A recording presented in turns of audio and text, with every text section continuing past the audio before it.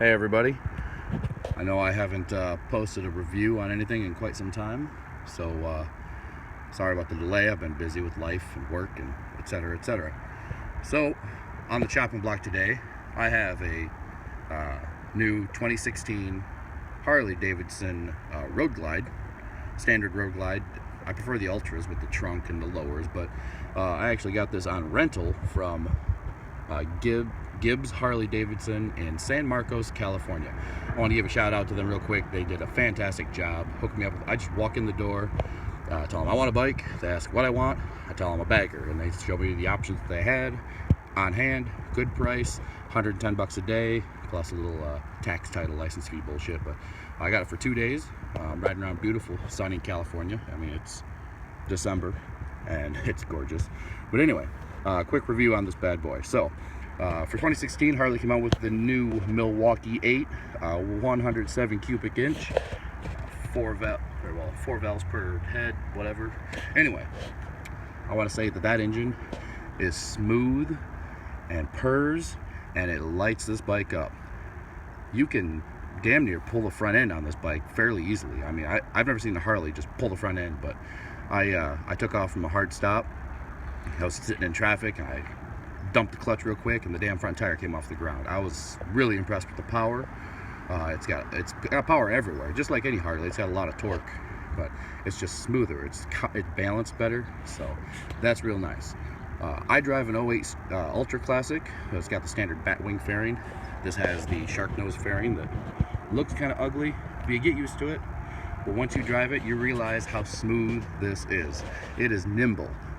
That batwing not only adds weight to the handlebars, because you've got that extra 100 pounds of fairing that's strapped to your handlebars, so it's harder to turn, but it adds wind resistance. Imagine going down the road at 70 miles an hour. You have all that wind pushing on the batwing, trying to keep you in a straight line. This doesn't have that. So when you need to make a quick highway maneuver, this thing zips right along, no problem.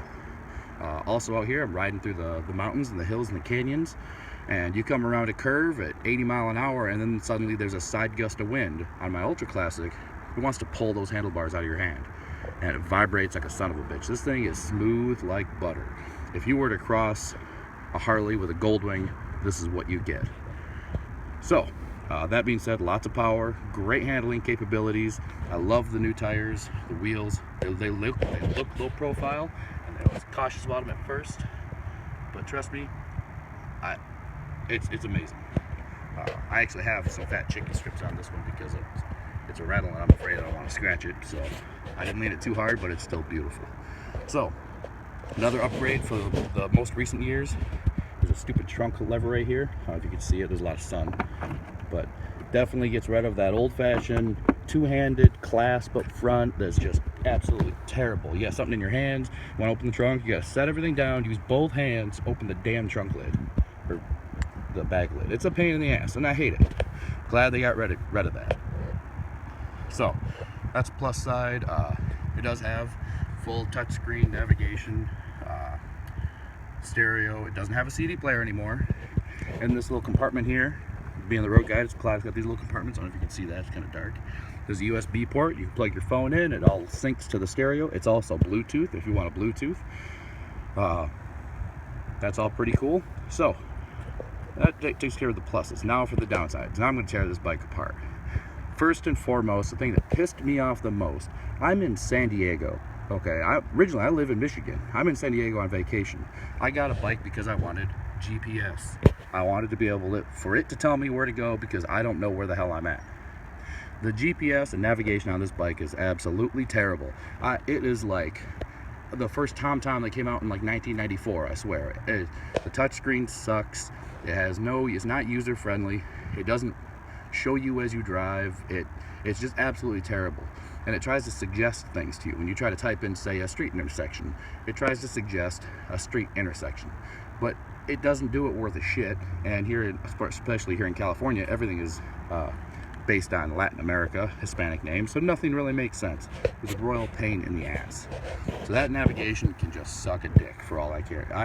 That'll keep me from buying one of these bikes, period, just based on that. On my Ultra Classic, I have an X-Wing, Ram X-Wing mount that's here on the handlebars, and I use my phone that I'm taking this video with for my GPS, and it's amazing. So So that absolutely blows. Another irritating factor, it's kind of weird, but these little panels here that open up for compartments, storage compartment. That's nice, right? But they don't stay open. So if I'm sitting at a stoplight and I need something out of here, I got one hand on the clutch, I got my other hand over here trying to get in the storage compartment, trying to fish something out. My glove gets caught in it, I'm stuck, and then the light turns green, I can't get my hand out fast enough. Oh, it's a pain in the ass. I wish they would prop open, but they don't. They're set to close. So that's aggravating. So we got GPS, we got that, driver's backrest. Now, I'm sure there's different options for driver's backrest, but this damn thing is tall. It's a huge driver's backrest, which is nice and comfortable, but I can't hardly get my foot over it. So I'm constantly tripping over this thing, getting on and off, trying to mount the pig. My Ultra Classic has a shorter backrest. Now, I'm sure, like I said, there's probably different options, but that's just the one I have. Next downfall, the wind. So look at the side profile. Look how far forward that fairing is compared to the handlebars, compared to the driver's seat. That's a big distance. The wind comes up over the damn fairing and knocks you right in the face. You're basically riding a bike without a fairing at this point. Sure, there's no pressure on your chest. That's great. But I'm gonna have to wear earplugs inside of my helmet because it's so damn much noise. I can't hear a damn thing, which is terrible. Now this does have a shorty windscreen on it. I could probably get a taller one. I'm sure that would help. But that's a downfall. I mean, I really don't like that. The theory is when you mount a windshield, your nose should line up with the top of the windshield. Well, granted, my nose is probably up here, so I'm already out of the tunnel. But because it's farther forward, you need to compensate for that and actually get an even taller screen so that the wind goes up over your head, mostly. I'm 5'10", 275 pounds. I'm an average guy, plus a few pounds, because we'll take the average guy and I'd out-eat him any day. But I'm not tall, I'm not short. This bike, the head noise, the wind is just absolutely terrible. I can't stand it. So, I'm trying to think if there's anything else. Stereo, thumps pretty good. Another downfall, it goes back to the GPS. It tells you, turn left here, turn right there. Well, maybe it's an option I just couldn't figure out because I don't have the owner's manual for it, but I couldn't turn up the volume of the GPS. It was set at a certain volume, so at stoplight, it's loud as hell. Going down the interstate, I can't hear it. So that's kind of aggravating. I'm sure there might be a setting for it, but I don't want to spend an hour playing with the bike when I could be spending time riding around with the bike. So all in all, I do like the Road Glide, especially it's smoother over the Ultra Classic. It is the Tour King.